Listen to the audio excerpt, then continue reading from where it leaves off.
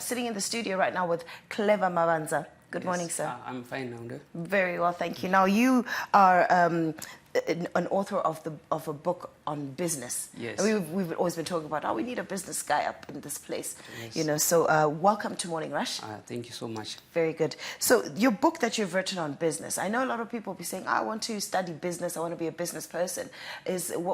What does that mean to you when somebody says that? You see, business is quite a long journey. So for you to be able to really be successful, you need to study those who came before you. You need to synergize a lot of things for you to be successful. Success is not a one-hit wonder. You need to study a lot of things. You need to learn from those who came before you. Right. Yeah. So do you think it's learning about the people or learning going to university for it? When it comes to business, it's something that you really need to do hands-on. You need to, it's more or less like riding a bicycle. You don't learn it from a book. You need the practical side. You also need the concept side. Yeah. Okay. Yeah. So now you've written a book on 7 business intelligences. Yes. Okay. What inspired you to write this book? The reason why I wrote this book was that when I was in grade 3, I used to go to the library. So I used to read a lot of books. I read a lot of books. So that reading really inspired me to write a book on business. On business? Yeah. Obviously, because you've been hands-on as well in the business sector? Yeah. Okay, that's good. So 7 business intelligences, what does that mean? What is that all about? Okay, it's a business that's got, it's a business book that's got 7 portions. Let me just elaborate on the few chapters. Sure. The first one is we need what we call the ego intelligence. You see, what sets a limit or the cap of any organization is the leadership. So leadership then becomes very vital when it comes to running a good business. You see, leaders are people who wear round heads. They are concept-minded. Then when it comes to management, there are people who are just manage system. Management is more focused on maintenance. Leadership is more focused on direction. Right. So you really require leadership, a strong leadership for you to really excel. Let me give you a classical example. Steve Jobs got fired from Apple, and then he came back around year 1997. You know what he did? There were 350 products. Then he removed all, and he was left with 10. So that's the same thing with, I don't know if you know Jack Welch. He's from General Electric. Yeah, that guy. You see, this is the first thing that he did was to eliminate, he had to shut down a lot of businesses. The reason why they do that is because when you are in leadership position, you are going to make difficult decisions. But in the end, it's not just a case of oratory, but the results will speak that you were for themselves. And this is what you term the ego leadership. The ego intelligence. Okay, let's hear another one. Yeah. Then we move to cheetah intelligence. Cheetah is all about speed. You see, I really need speed. Let me give you a classical example.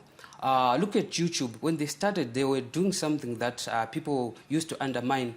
But you know, Microsoft had to come and wanted to buy out these smaller businesses. They had to pay a lot of money because they ignored those small things. There's something that we call the tip of the iceberg theory. When something is happening that it might not be related in your industry, you tend to ignore it, but it will affect you in the near future. That's why Microsoft had to pay a lot of money to buy LinkedIn and all these other small businesses because they ignored these small things.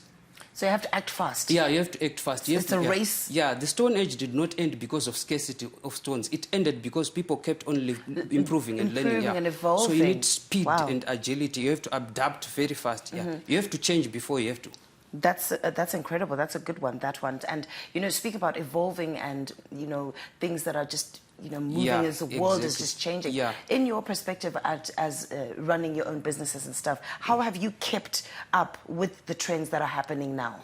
What you really need to do is you have to focus on next. You see, there's some battles that you need to just let go. There's some businesses that have become obsolete or that are going to be... They're just not working. So as leaders, we are always living in the future. We are always thinking of next. We're always thinking of the next thing. We don't compete on a certain market that has become redundant. We are focused on next.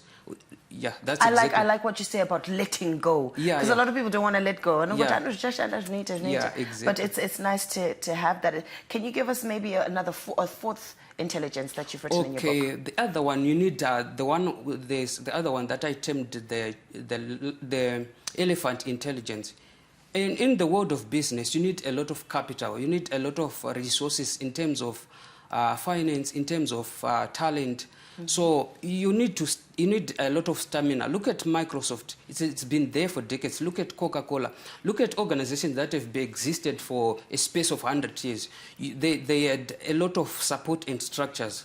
So it's something that really is important. You need a lot of staying power for you to achieve that level of success. It doesn't happen by accident. Overnight. Yeah. Success doesn't happen by accident. Yeah. Neither is failure. So you really need to be doing some things really, really good. Yeah. That's I exactly see that you've named your chapters or intelligences after animals. Yes. Are they all named after animals? Or there is, yeah. what's the exactly. concept? Why the concept that? is, you see, nature has got a lot of things to teach us. Absolutely right. So when you look at nature or animals, there are certain instincts or certain ways they behave.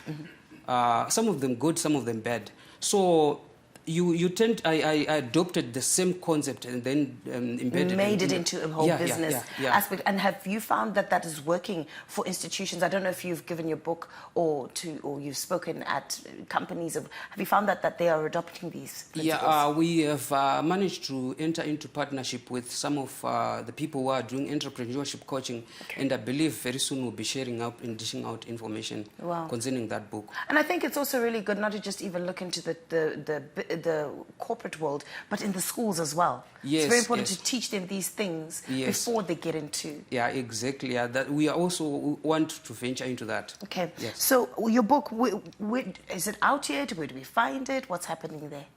Pardon? Is this book out yet? It's going to be out in just the month end, by month end, I believe. Month end of June. Yeah. It'll be done. Yeah.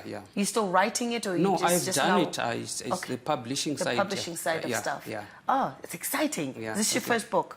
I have a lot of books. You see, when you have moved, when you read a lot of books, they tend to strike a chord in you. I have read a lot of books, countless. So I'm now focused on the leadership side, how to lead in business. That side, I have a lot of productions that I'm doing focused. Yeah. That's very good. Yeah. So when this book comes out, how much is it going to be? It will be going for $20. $20? Yeah. And where do we find it? We are going to buy it in bookstores and even online.